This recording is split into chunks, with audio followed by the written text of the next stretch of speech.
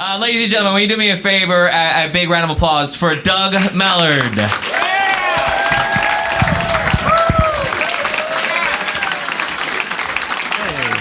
Hey.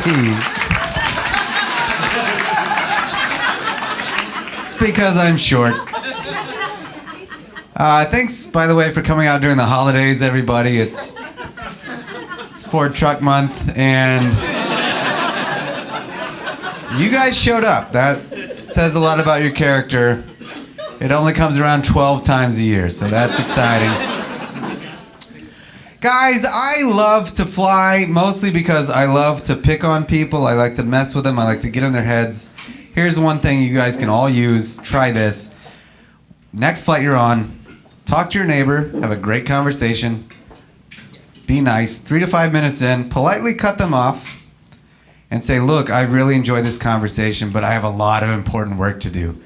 And then that's when you pull out a crayon.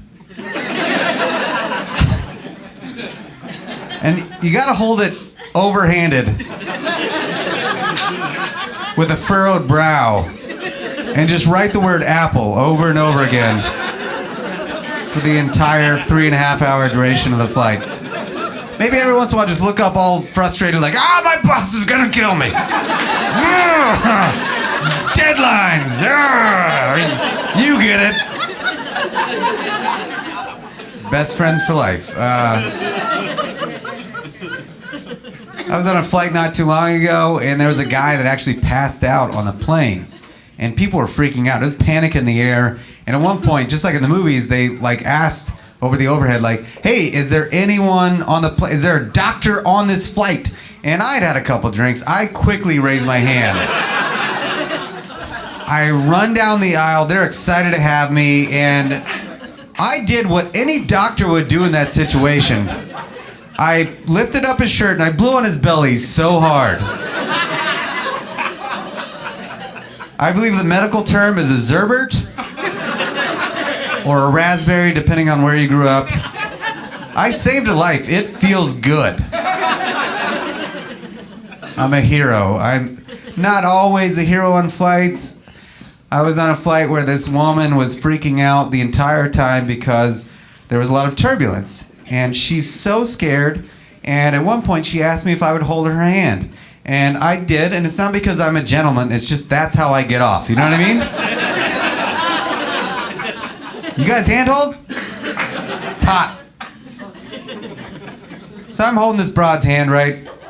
And we're having a good time, but it's still so turbulent, and so finally, I gotta say something to this poor woman to calm her down. So I think of this thing that my mom used to say to me to calm me down, which was, let go, let God, which means put all your troubles into God's hands and everything will be okay.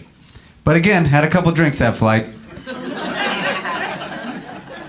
So instead, at the most turbulent moment, I squeezed her hand and I whispered in her ear, let God go.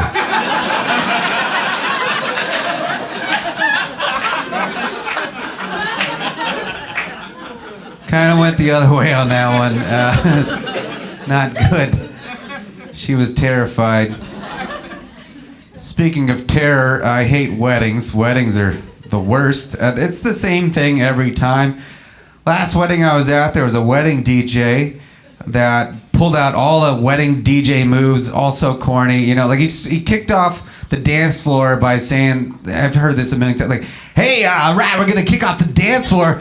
Are there any couples out there that have been married for 50 years or more? Get on out there.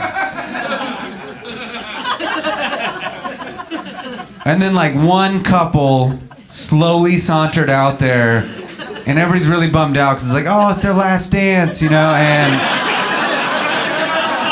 yeah, it was so sad. It's why are you bumming us out? But then you're it's bookends. It's the beginning and end of a marriage, And then he's 40 years or more, 30, 20, 10, 5, any newlyweds? And more people go out there. And then he's all right, are there any single people out there? And then they get on the dance floor, the single people, and they're actually enjoying themselves dancing because, their spirits haven't been crushed yet. And yeah, now it's bumping. It's great. And then it took this weird turn where he's just all right, is there anybody out there who's currently going through a terrible divorce?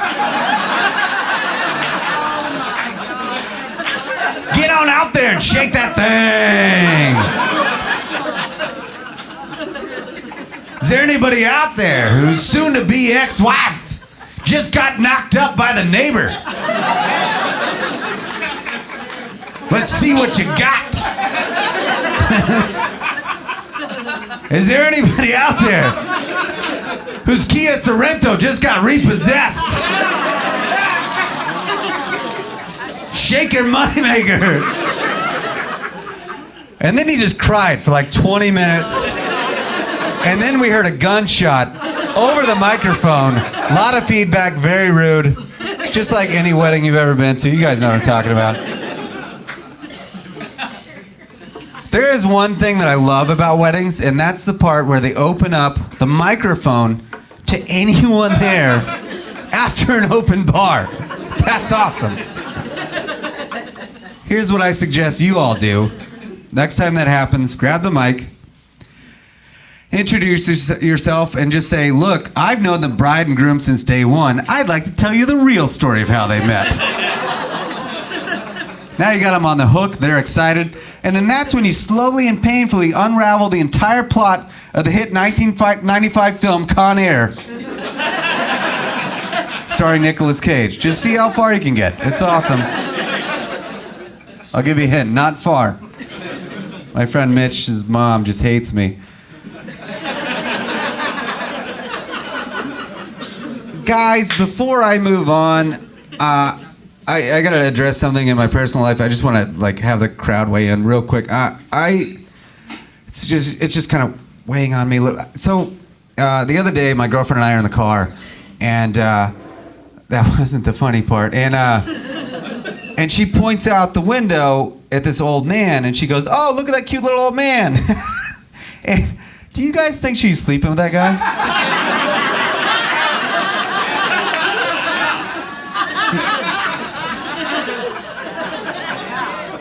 You know what? I'm not gonna let it bother me. I'm just gonna keep being silly. I was on a flight. We just got my dog certified to be an emotional support animal because you can just lie about that stuff now. It's awesome.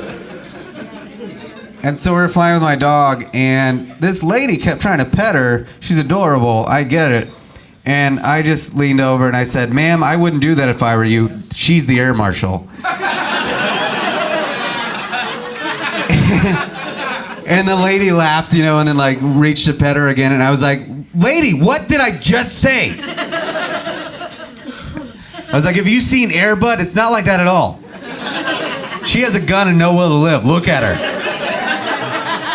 My dog just panting like an idiot.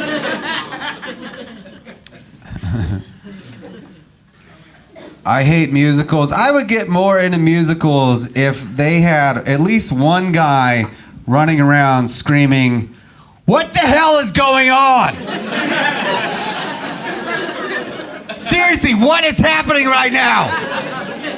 Why is everybody singing? Why are there animated birds? This doesn't make any sense. Frank, I've known you for 17 years. You just did 18 backflips. How?" I'd buy in. Then La La Land would have won,